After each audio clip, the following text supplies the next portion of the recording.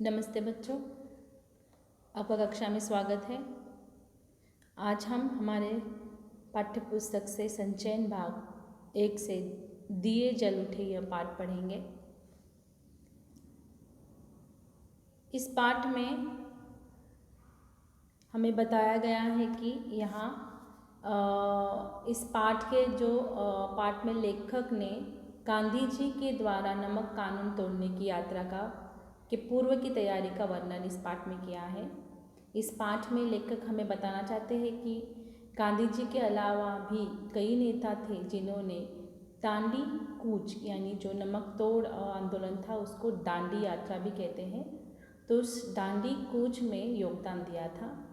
दांडी कूच में सभी सत्याग्रह को किन किन कठिनाइयों का सामना करना पड़ा, कैसे सभी ने मिलकर सभी कठिनाइयों को सूझबूझ के साथ निवारण किया, और यही लेखक ने इस पाठ में हमें इन सारी बातों पर प्रकाश डालने की कोशिश की है।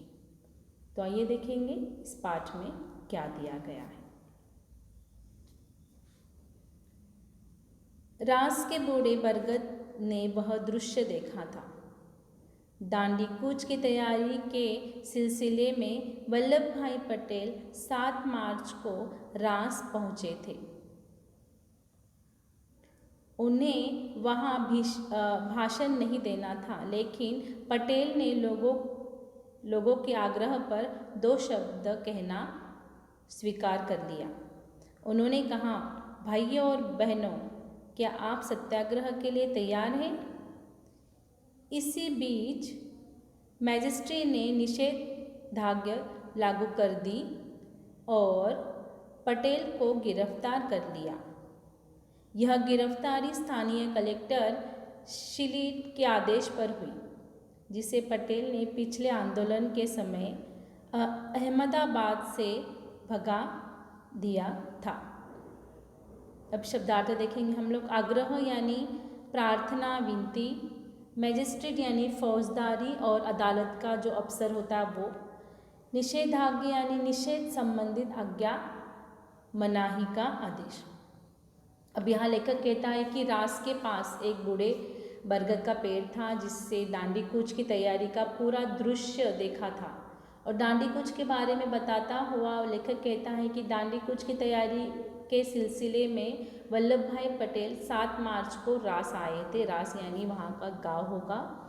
वल्लभ भाई पटेल का भाषण देने का कोई इरादा नहीं था, लेकिन लोगों ने बहुत ही आग्रह करने के बाद उन्होंने 2 शब्द कहने का वहाँ स्वीकार किया।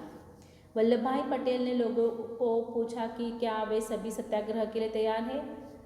जब वल्लभ भाई पटेल लोगों को भाषण दे रहे थे तो उसी बीच जो फौजदारी अदालत के अफसर है वो ने मनाही का आदेश लागू कर दिया और पटेल को वहीं पर गिरफ्तार कर लिया।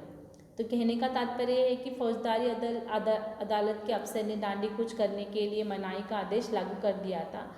अब कोई दांडी कूच नहीं कर सकता।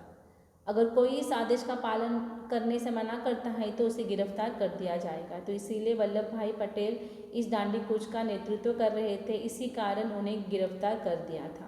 उनकी गिरफ्तारी स्थानीय कलेक्टर शिलीट के आदेश पर हुई थी और जिसे पटेल ने पिछले आंदोलन के समय अहमदाबाद से भगा दिया था। इसके बाद देखेंगे हम लोग। वल्लभ भाई को पुलिस पहरे में बोरसद की अदालत में लाया गया। उन्होंने अपना अपराध कबूल किया। जज के सामने नहीं आ रहा था कि वह उन्हें किस धारा के तहत और कितनी सज़ा दें। मतलब जज को ही समझ में नहीं आ रहा था। 8 लाइन का अपना फैसला लिखने में 1.5 घंटा लगा। पटेल को 500 रुपये का जुर्माने के साथ 3 महीने की जेल हुई। इसके लिए उन्हें अहमदाबाद के साबरमती जेल में ले जाया गया। साबरमती आश्रम में गांधी को पटेल की गिरफ्तारी और सज़ा और उन्हें साबरमती जेल लाए जाने की सूचना दी गई। गांधी जी इस गिरफ्तारी से बहुत क्षुब्ध यानी अशांत यानी नाराज़ थे। उन्होंने कहा कि अब दांडी कूच की तारीख बदल सकती है। वह अपने अभियान पर 12 मार्च से पहले ही रवाना हो सकते थे। कबूल यानी स्वीकार और क्षुब्ध यानी क्या है यहाँ? शांत। तो लेखक कहता है कि वल्लभ भाई को पुलिस के पहरे में बोरसद की अदालत में ले गया, जहाँ पर वल्लभ भाई ने अपना अपराध स्वीकार कर लिया।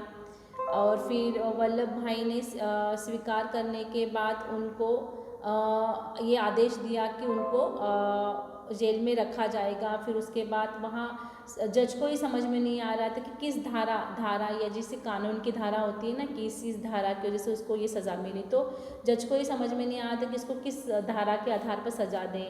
और लेखक कहता है कि जो जज को अपना 8 लाइन का फैसला लिखने के लिए 1.5 घंटा लगा।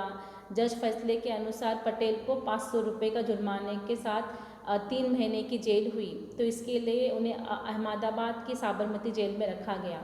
और लेखक कहता है कि साबरमती आश्रम में गांधी को पटेल जी की गिरफ्तारी का पता चला। फिर उन्होंने सूचना दी कि ये जो दांडी यात्रा है उसकी डेट क्या हो सकती है, बदल सकती है। और जहां वे पहले अपने अभियान पर 12 मार्च को जाने वाले थे, अब वो पहले ही वहां से रवाना हो चुके थे।